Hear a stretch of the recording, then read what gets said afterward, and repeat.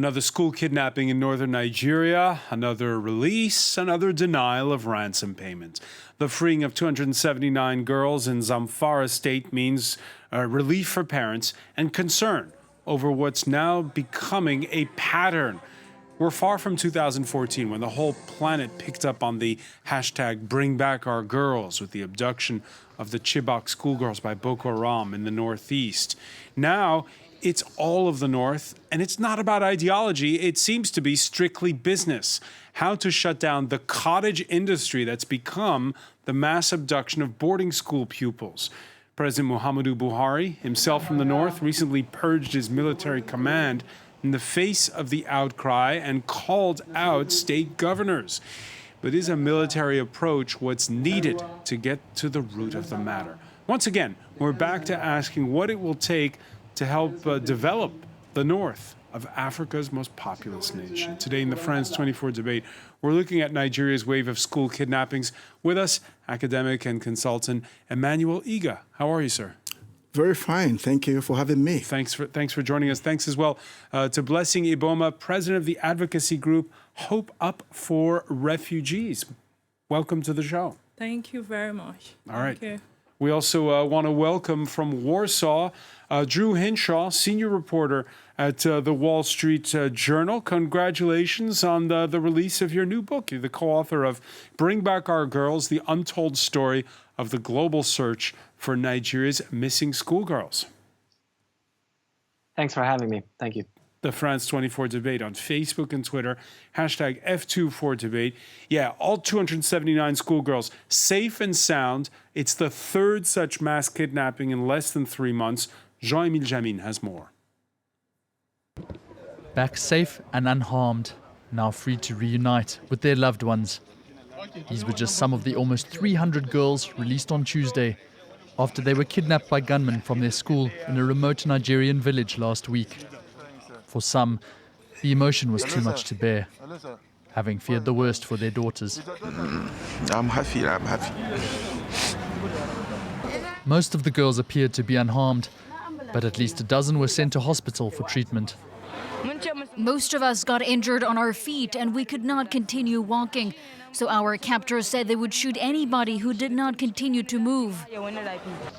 Upon the news of their release, President Muhammadu Buhari expressed his overwhelming joy while vowing that the military would continue to pursue the kidnappers. Government, however, denied having paid a ransom to the so-called bandits for the girls' release. And those repentant ones are working for us, and they are working for the government, they are working for the security.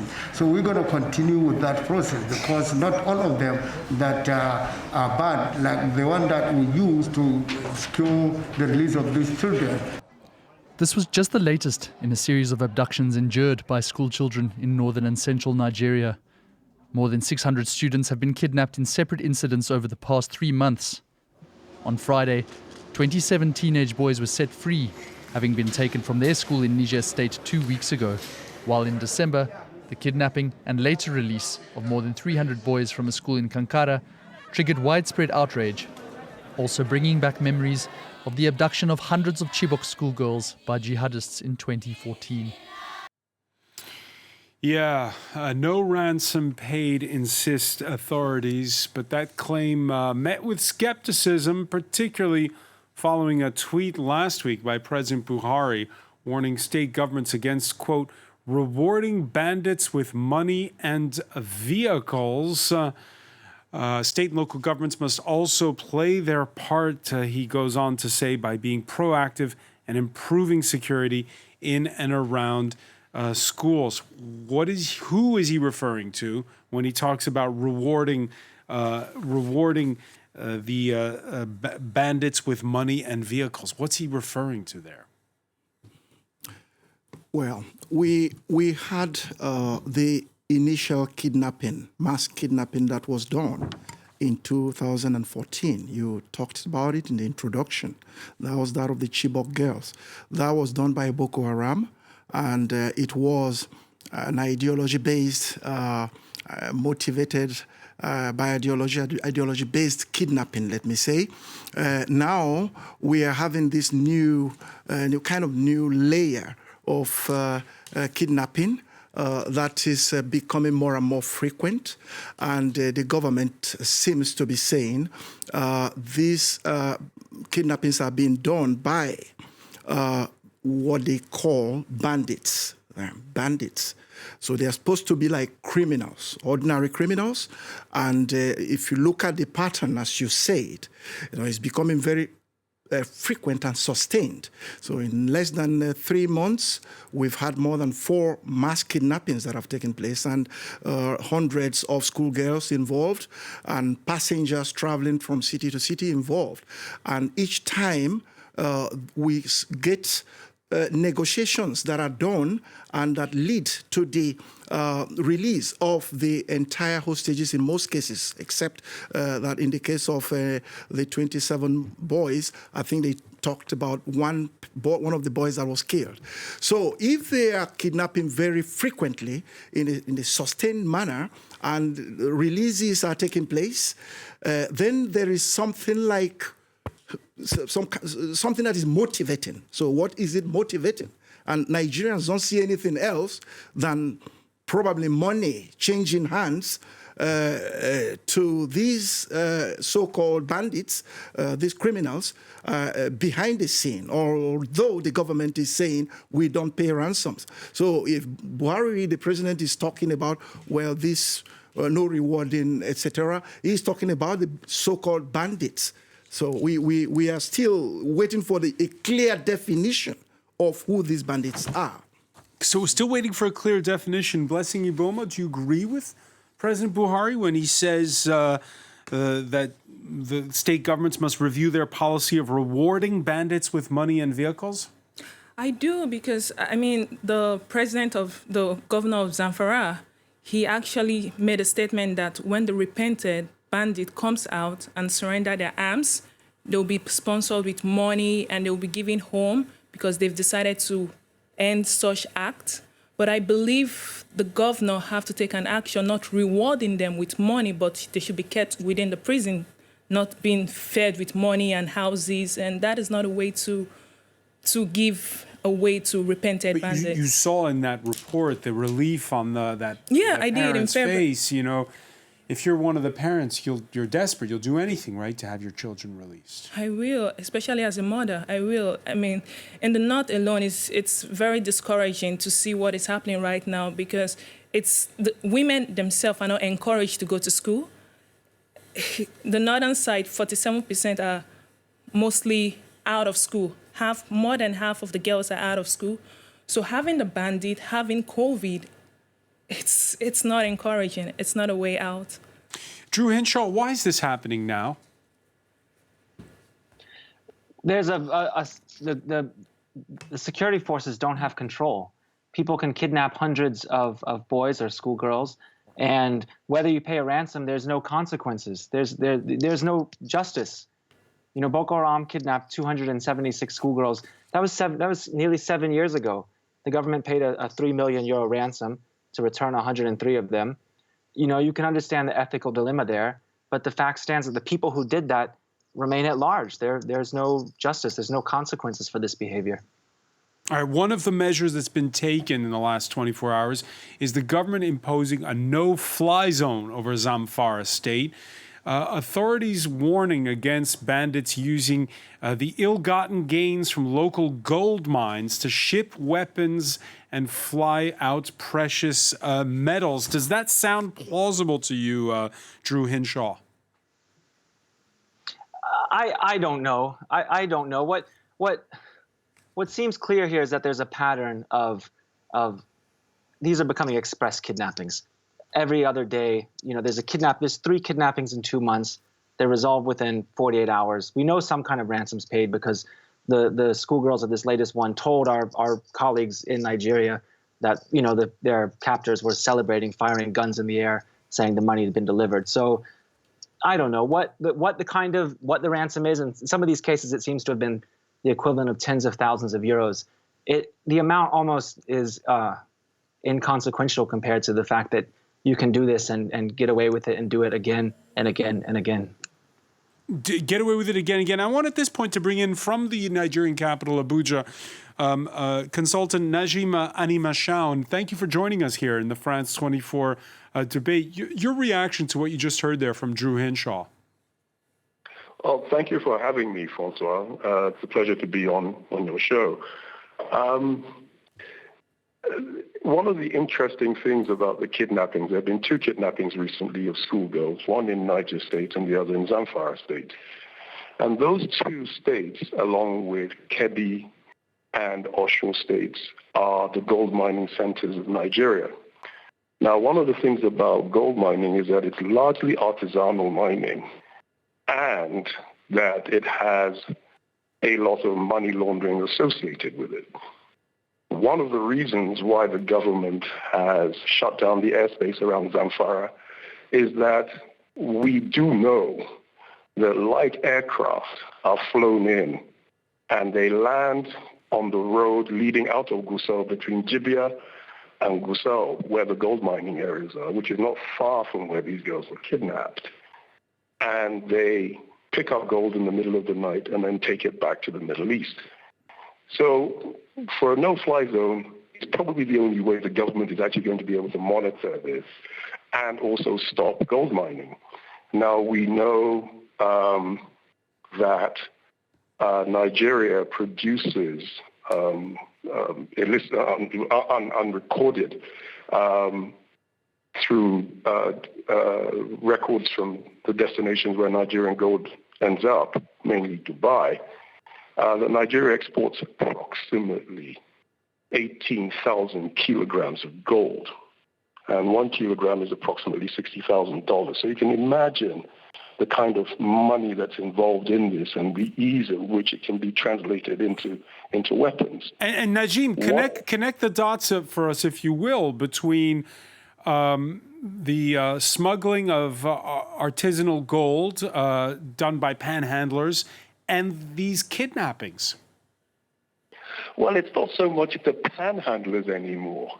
Much of the gold that's being mined nowadays is small-scale mining, and it involves foreigners, and they are producing.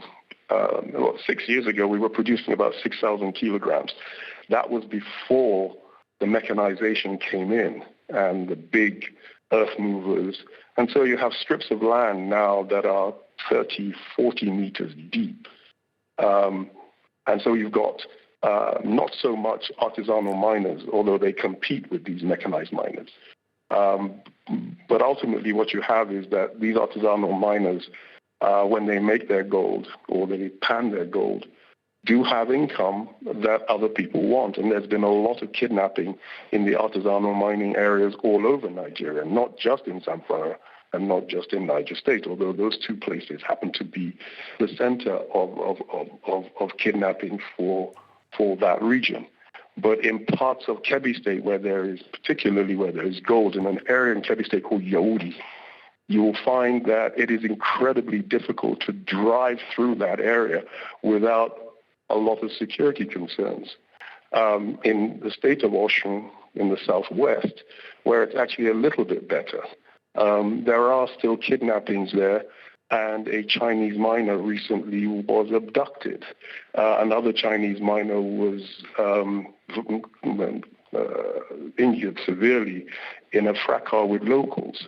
So it's going on everywhere where there's gold mining, artisanal gold mining, largely because the government isn't regulating the mining.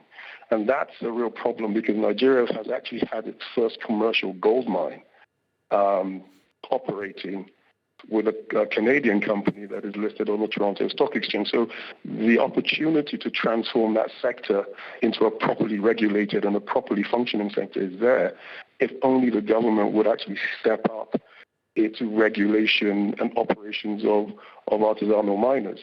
And the problem with the artisanal miners, particularly the ones using mechanization, are that they have funds that they are funded by financiers, and those funds may, we don't know, but may include weapons that they bring along with them in order to ensure that they can mine safely. And that brings us back, Emmanuel Iga, to your original question. Who are these? And you use the term cautiously. Who are these bandits? Yes, I think you asked a very good question. How do we connect the dots between the gold artisanal, probably legal gold miners and the kidnappers, the bandits or the kidnappers? This is the real question. We have several layers of insecurity now. We have the original one that came from Boko Haram, which is an extremist Islamic movement which doesn't want Western education, which is attacking people on basis of ideology. Then we had, a bit later on, the clashes that were taking place very frequently between Fulani herdsmen, driving their cattle across the country and clashing with communities of farmers. And that has wreaked a lot of havoc, a lot of killings. That's another layer. And then we are now having a third layer, which is this layer of so-called bandits. The government officially calls them bandits, but we don't know if they are if it's the same people or not. They themselves say we are not too sure of the definition. So I think what I can say about this no-flight zones that they are imposing on Zamfara, which Najim has explained very well, this seems to be targeting the issue of illegal gold mining, which could be probably fueling some of this insecurity. But the key problem... Try to dry up the money for those who are providing the weapons to these kidnappers? Well, of course, there is a lot of, weapon trafficking, going on amongst all these layers, the bandits, the headsmen, and the Boko Haram. There is synergy going on. We think so. But what I'm trying to say is that if the gold miners, the illegal gold miners, are working on their gold mines, then how do we see them going to the schools at the same time to kidnap these girls and boys? So if it is the bandits that are doing that, then, and we've imposed a no-flight zone that probably takes care of the illegal gold miners using light aircraft and things like that, then we probably haven't tackled the problem of the kidnappings of school children. The school children were kidnapped in Katsina State, in the president's own state, which doesn't have gold mines, as I think, and it's taking place in Niger State. It's taking place even in Kaduna and up to. Well, the insecurity is actually in all the 19 northern states of Nigeria. I mean, the serious insecurity, although the general insecurity is across the board in the country. So that's the issue. Now, if the bandits are doing the kidnapping, then they are not using aircraft. So the no-flight zone doesn't really solve their problem. You're skeptical about the no-fly zone. We're going to pick up on that when we come back. Stay with us. You're watching the France 24 debate.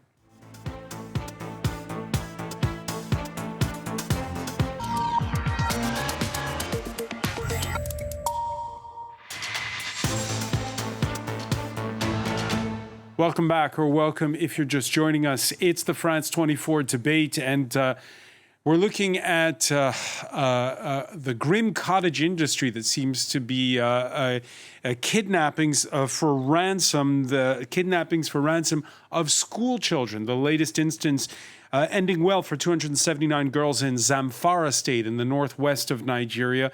However, it has been begging the question of what is the security apparatus doing and why is it all happening. We're talking about with academic and consultant Emmanuel Iga. Blessing Ibomo, president of the advocacy group Hope Up for Refugees, is with us as well. From Abuja, development consultant Najim Animashaun. And from Warsaw, Drew Hinshaw, senior reporter at the Wall Street Journal, the co-author of Bring Back Our Girls, the untold story of the global search for Nigeria's missing schoolgirls. Drew, in your book, you follow the money when it comes to the Boko Haram abductions. Right. Yeah, we wanted to kind of know, what was the consequence of millions of us pressing tweet on this hashtag Bring Back Our Girls. Did it help? Did it hurt? Did it help a little bit and hurt here? And what we sort of came to a conclusion was it had this, like, it lit a fuse of unintended consequences. for people all over the Northeast. And one of those is it affected the negotiations. There were ups and downs over there, at what price Boko Haram was willing to free these young women that went on for 3 years. At first, they actually weren't looking for money at first. They were looking to, exchange these young women for some of their own prisoners in jail. And that went on for years. I think the state found it easier to deliver money than to go find, 100 prisoners, some of whom might have died in custody. This went on for years. And finally there was a ransom paid. And, thank goodness 103 young women came home. But it does, as all the guests have said, pose this ethical question of ransoms of, well, once you pay that, are you encouraging another and another? Well, Drew, let's look at this week's news cycle.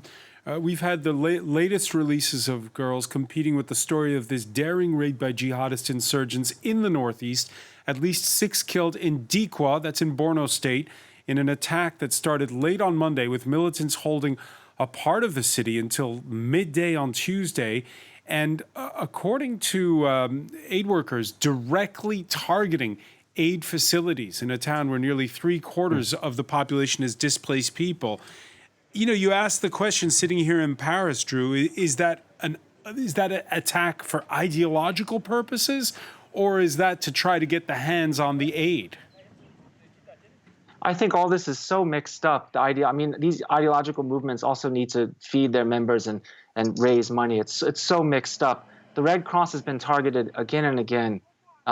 They actually played a very important role in freeing the young women. They provided the cars, which is not a small thing to ask people to drive into hostile territory and bring back these hostages. But the Red Cross has seen its members killed, for doing aid work. There's a huge group of the population that's dependent on the Red Cross. The Red Cross actually keeps numbers of the numbers of Nigerians that are registered missing. A lot of times when people go missing, they go to the Red Cross and say, hi, my cousin, brother, what have you, is missing. The Red Cross has 23,000 Nigerians registered missing right now. It's the highest number of any country on earth. No other country on earth has that many people registered missing with the Red Cross. So the work they do up there is incredibly important, and it's very, very dangerous for them. And one final question on this. You talk about unintended consequences. When you think back to the 2015 inauguration for his first term of the President Muhammadu Buhari, what could he have done differently? I think, he was elected in this wave of feeling like there were, on the one hand, he was seen as not corrupt, and he was seen as a military man. And that was the hope. And, he's had 2 terms now, and I think objectively, the security situation in Nigeria has not gotten better. He hasn't, lived up to the hopes, and maybe it was a lot to ask of him. But there's, security challenges all over the country. The Northwest, you have this artisanal gold mine issue. You have a separatist fervor in the Southeast. You have a issue between herdsmen and farmers in the middle of the country. It's really a tragic, the slow loosening of state control over big pockets in the country. Yeah, it's something Emmanuel touched on towards the end of part 1 of our discussion. You got Boko Haram and its offshoots in the Northeast, banditry across the North, farmers and herders at daggers drawn, religious and intercommunal violence in the Middle Belt, separatist movements in the Southwest. You have other areas where there's attacks for ransom. Blessing Ibomo, is it really getting worse, or is this just the way Nigeria is? It is getting worse. It's getting worse also because of the economic situation at this moment in Nigeria. If we look at the northern side, I believe that the situation in terms of the economic aspect would be better as having President Buhari as the president. But why? Because he's a northerner? He's a military man? Northerner. Military. Like, that was the promise he gave to them earlier on in 2015, that when I get into the office, expect more from me. And that was what he promised the whole country. But the situation right now is, it's not at its best. So what do you do? I mean, it's obviously 2-pronged, right? There's the security response and there's the development response of things. How do you go about it? What do you do at this stage? I mean, I ask myself, why exactly are they targeting schoolgirls? Why is it the northern side of it? And if you look at it, I believe it's more of the Boko Haram. It's just a name, just like what Dr. Iga said. It's just a name, bandit. But I believe it's more of the Boko Haram, the ideology behind it. Is it ideology, or is it simply that they know that if we kidnap schoolgirls, we're sure to get money? But why the northern side? Why are they targeting north? Why not the south? I believe it's more of the ideology than the money aspect of it. Because in the north, ladies are not encouraged to go to school at a young age. They get married, they are believed to be at home, have kids, take care of the home, just like what the president said. Women are in the kitchen. He said that already. That was the belief. I believe it's more of the ideology than the. Najima Animashaun, do you agree? Well, it's difficult to pull the thread. I'll go back to what Emmanuel said earlier about banditry. And you mentioned earlier also about banditry and herdsmen. We have fairly porous borders. So we do have a lot of small and light weapons coming through our borders. A lot of these are legacy problems from the collapse of Libya. We also have some issues across countries in our region, particularly Niger, Burkina Faso, and Mali. And ISWAP is actually quite active in those places. And obviously, kidnapping is part of their modus operandi to finance their operations. Kidnapping has become, as you said, a cottage industry in Nigeria. And we have bandits who have become bandits because they themselves were the victims of cattle rustling. And if you look at the herdsman's lifestyle, essentially everything that they own in this world is in their cattle. So if they are rustled, that's almost like being bankrupted. And the quickest way to get back that capital that they've lost to theft is to rustle other herdsmen. And now that herdsmen are carrying AK Kalashnikovs, the risk to them of trying to get the cattle is now higher. So they've graduated to rustling people. And the easiest way to rustle people is to rustle as many people as possible and to rustle them where they are plentiful, which is boarding schools. So let's not try to minimize or mitigate why they're targeting schools. This is essentially an economically driven activity by social capital networks that are pretty nasty. So that on one side is a problem. The other problem that we have is that the Nigerian government, up until recently, did not change its security chiefs who have not performed very well. And of course, that had affected morale in the military. And the military is stretched in many, many places, including the Northeast and the Northwest.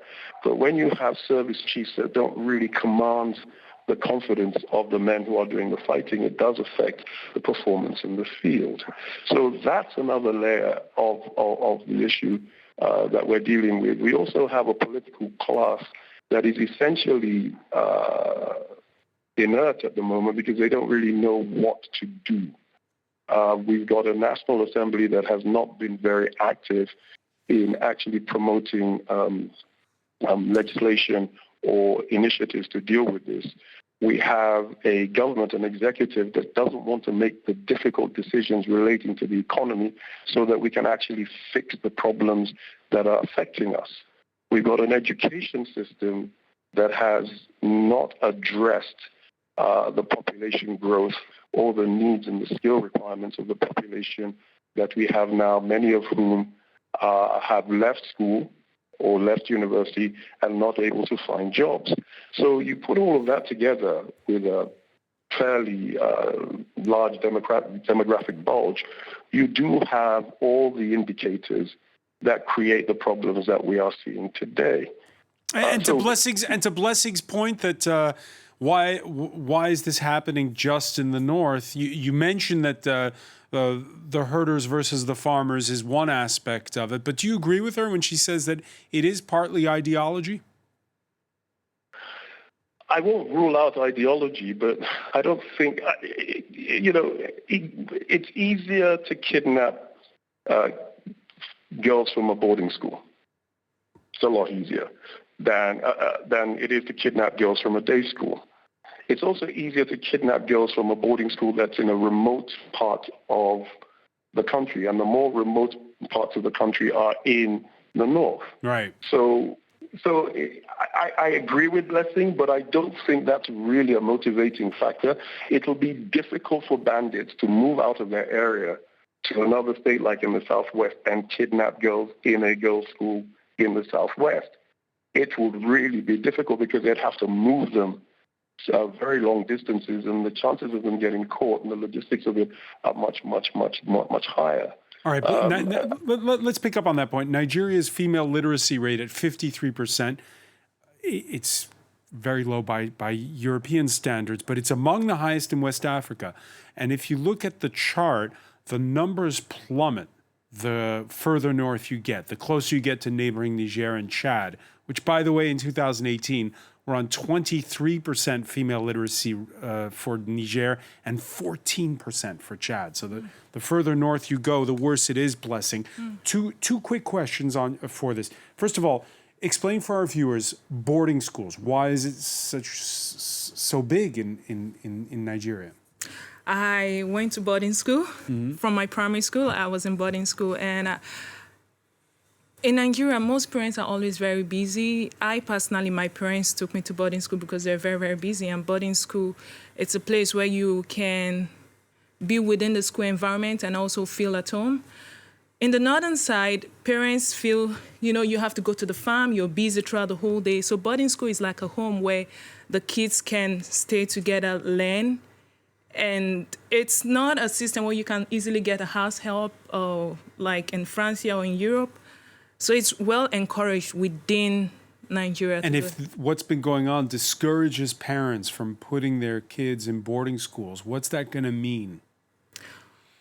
Yes, it is. Will it mean taking the kids out of school, or will they be able to take them to day schools? I mean, looking at the northern side already, it's already been discouraged for girls to go to school.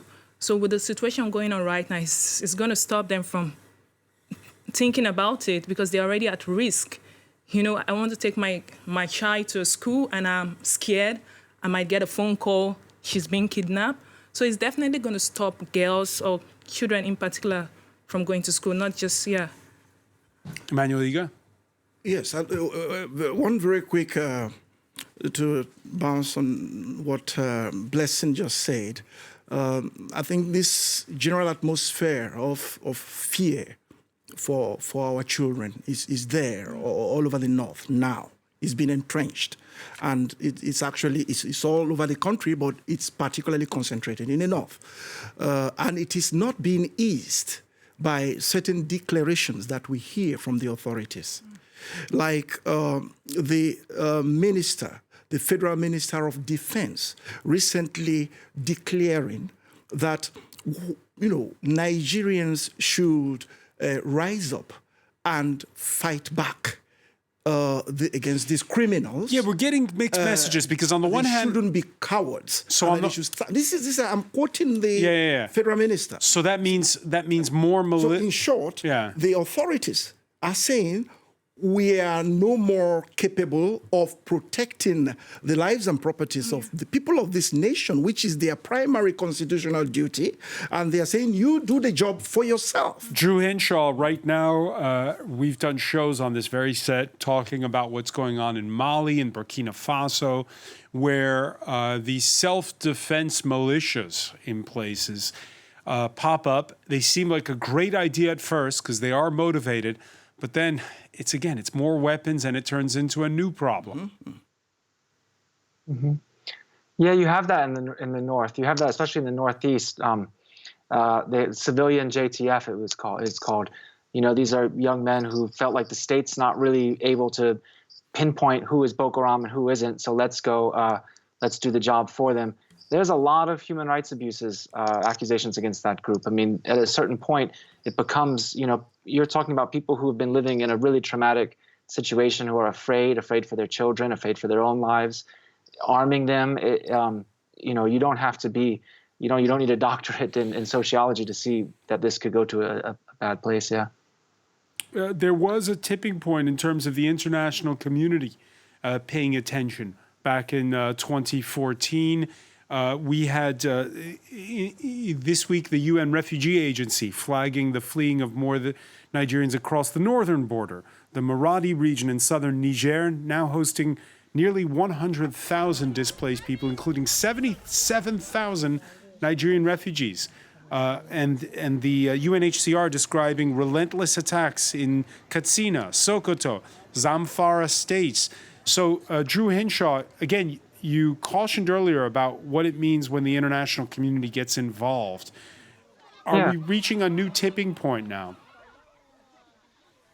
You know, what I could say about this is that in the wake of the kidnapping that captured the global imagination, the Chibok kidnapping nearly 7 years ago, the U.S. sent drones, the British sent a spy plane, the U.S. eventually stationed hundreds of troops around the borders. And all of that is still there. All of those, the Night Stalkers, which is the army regiment that flew in the Bin Laden raid that helped kill Bin Laden, they're based in Cameroon. The NSA has Kanuri speakers, a language in northeast Nigeria. All that's still there. And these are not small assets, Predator drones, Global Hawk drones. That's all stationed around Nigeria. At the end of the day, this is a Nigerian problem. I mean, this is exactly what Barack Obama told President Buhari in 2015. You're dealing with Nigerian groups that are kidnapping Nigerians on Nigerian soil. We can help you here and there, but at the end of the day, this is a Nigerian problem. Emmanuel, we're getting lots of reactions on the hashtag F24Debate, including one viewer saying in Zamfara state, the governor should prepare for a state of emergency. Expect a state of emergency. So on the one hand, there's talk about self-defense militias. On the other, there's bringing the federal government into all of this. Yeah, that's pretty dicey. But how do state of emergency in a state in Nigeria, by definition, means the federal government takes over the administration of that state. I don't know if the state will be ready for that. I don't think that is the best solution for now. The government of a state needs to be there. It's the state government that is actually closest to their own people. They know more what is happening. So I don't think they should set these governments aside. And I don't see how Abuja authorities could go to Zamfara and know what is happening on the ground. They just have to work together, hand in hand with the state governments, not only Zamfara, but all the state governments. I don't think they need to declare any state of emergency right now. It's just to try to make the Nigerian military more efficient, more determined to fight honestly this phenomenon and to get the true backing of the commander-in-chief of the Nigerian Armed Forces, who is President Buhari. And I don't think that is happening to the optimal level yet. That is what to work on. We're out of time. Najima Animashaun, in 30 seconds, you agree? I suppose so in parts, but I would add this one other thing. We cannot solve these problems in a day. There are systemic problems that need to be fixed. And I don't think we have the patience to do that without sitting as a country and figuring out how we want to live together. And that really is a question that many people don't want to ask, but has to be asked and answered if we're going to move forward. All right, how Nigerians live together, something to think about. Hopefully something we'll be talking about soon with our panelists. I want to thank you so much, Blessing Iboma. I want to thank Emmanuel Iga, Najim Animashaun in the capital, Abuja, and Drew Henshaw in Warsaw. Thank you for being with us here in the France 24 debate.